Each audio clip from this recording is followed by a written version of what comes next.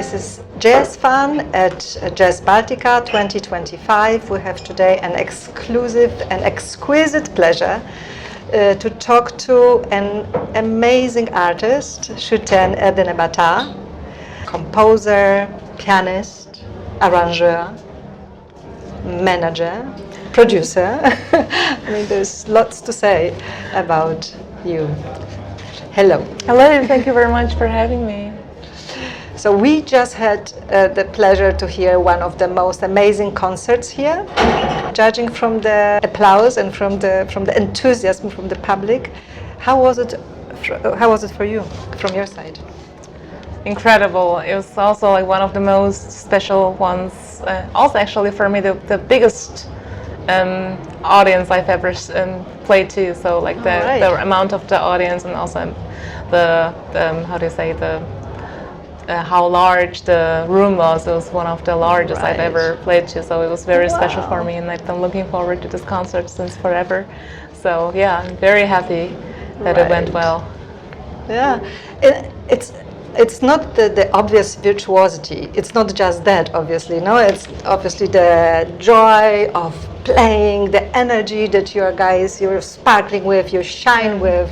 It's so special. Definitely, that's I think the most important thing that I try to that I aim to reach with my music to people, to spread this joy and spread these good vibes. And yeah, and it's so much fun to play with these guys, and I'm super grateful to have found them. Yeah.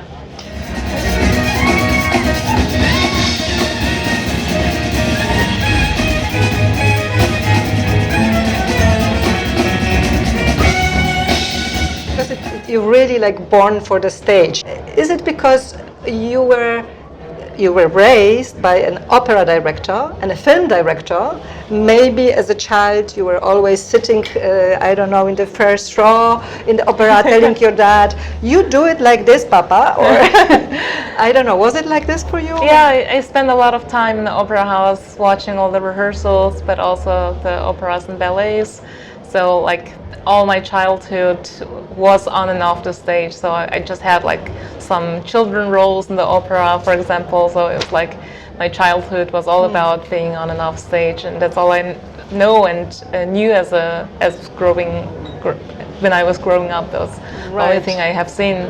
Right. And also from my mom's side, she used to be a film director, and it's bit different. It's all behind the camera, but it's still the similar thing that you.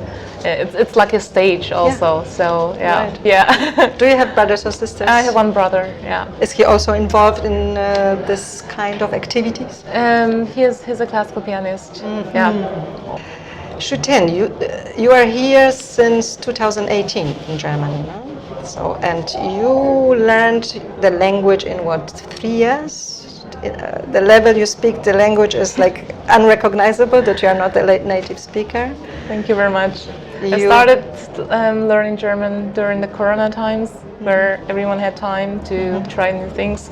And I actually noticed that when I was studying in Munich, I could have done my studies in English, but everybody speaks in German there. So like if you want to be part of a community and part of a group of people, then you have to know the language. And I also respected that. It's the country, and they're speaking their own language, and if I want to be part of it, then I should learn the language.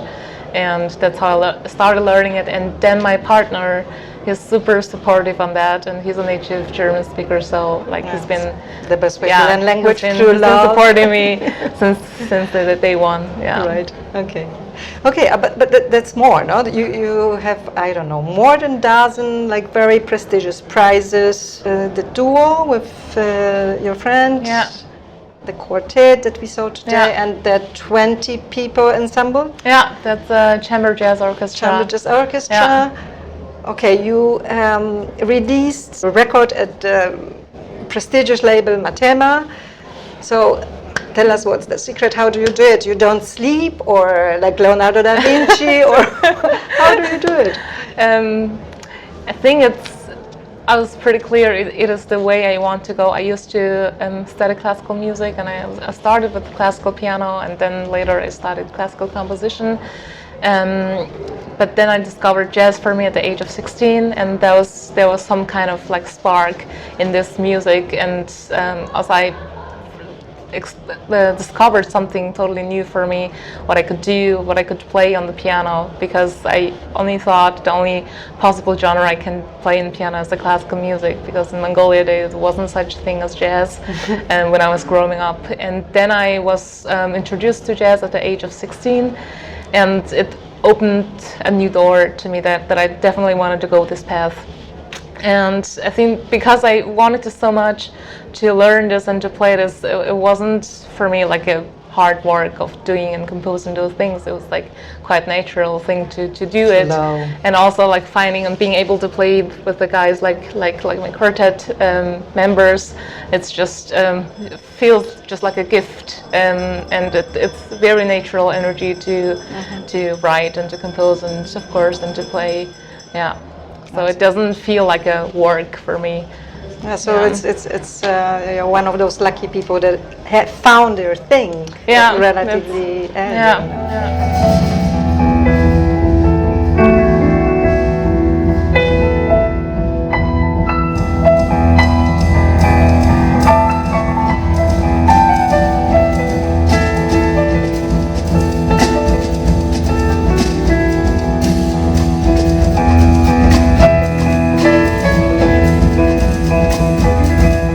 It took me actually a while also to find the voice, and I'm still, exploring and trying to find it. It changed all with the time we're living in, but like to find this direction. It took me a while to really to be sure if it's the way to go. Yeah, but I'm really happy, and it feels right to be on this way. Okay, so if you found your voice, your creative voice with 27, tell us what's next. Where is the limit for you? I don't know. I mean, do you have like dreams that you could share with us, or? Currently, I'm working on a trilogy. So this trilogy consists of 3 different projects. The projects you mentioned, the quartet and the duo, and the chamber jazz orchestra. And I'm releasing 3 different albums, and at the end it will be like a whole complex thing. And the first album was just released in 2023. The second album will be a duo album with Nils Kugelmann on the contralto clarinet, and it's coming out on September 12th this year. And this is the second part. The album is called Under the Same Stars. The first one was called Rising Sun, and the last one will be called Beyond the Moon. So there will be the chamber jazz orchestra album, which will also feature the quartet. So like it will be sun, moon, and star trilogy. Yeah, at the very end. And that's the first project I have in mind and working on right now. But there are, of course, so many dreams. It's like uncountable. Yeah, lots of people to meet and stages to play, and yeah. Yeah. Okay, you hinted today on the stage that at the beginning you really missed Mongolia. I understood it this way. Yeah. But I also heard you saying that you actually found a home in Munich, that you really feel well there, good there with the people around you. So how is it possible? I imagine how different are the 2 worlds. It's very different. I had like a huge cultural shock at the beginning, and when I started studying in Munich, and it was the language, the food, the culture, and the surroundings. Everything was totally different, and also especially the mindset of people was the most different thing I had to adjust myself to. And but now it's all the way around. When I visit my Mongolia, old friends and families, I get like reversed culture shock. So like it feels like that I'm pretty much a part of where I am. So yeah. Okay. But there are some certain things which are similar, like people are friendly and it has beautiful nature. Yeah, that was my question. I don't live in Munich, unfortunately, anymore. But at the same time, It feels good to be in different city. I just moved to Berlin just a couple of months ago, but it was nothing against Munich or something like that. It was like more on the private side. Your way. So, but I always go back and forth to Munich, and it still feels like a home and feels very special. Yeah. What are the things that you really, really miss from Mongolia? From Mongolia, some sort of food, I don't know. Now today is beautiful weather, but it's the blue skies that I have in Mongolia. It's no matter in winter, it's like sometimes minus 45 degrees, but it's always sunny and it's always blue skies. So like it doesn't feel like that cold, and and people are happy. Wow. It's the thing that I sometimes miss. I think the weather, it can be really rainy here, and also in the winter it can be, sort of like sad. But but it's fine. Yeah, problem for many people here. Yeah. I heard you saying in one of your interviews that you are not very influenced by the traditional music from Mongolia. Is it like this? Yeah, I was grown up with classical music, lots of classical music, like classical piano music, orchestral music, but a lot of operas. And then I started learning classical piano, and then my bachelor's also in classical composition, so all my life was with classical music. And I listened, of course, to pop and rock and stuff, but Mongolian traditional music was never really like something I looked into or like studied on purpose. But of course, I was born and grown up there, lived there for 20 years. So like it's, I think, unconsciously part of me. So I can't really like ignore it or deny it. But I have the feeling that that my music is not specifically like how do you say, like forced to introduce like Mongolian music in it. When somebody has the feeling that it sounds like a Mongolian or just kind of vibe in it, then I think it happens unconsciously. And do you have contact with some Mongolian musicians that are living here in Germany? I know one that I'm very big fan of, Enkergal Erdenebaatar. Do you know his music? I mean, this is a typical Mongolian. He's introducing, you know, the overtones, undertones, the horse, violin. I don't know many personally, but I've been also like following them for a while. So I know what they do, and I really appreciate that they promote the Mongolian culture and arts overseas. Yeah, that's a nice thing. Can you imagine like a project together? Is it like imaginable for you? At the moment, I think it's not. I mean, nothing is impossible. It's maybe there comes a time where it feels like natural to do it.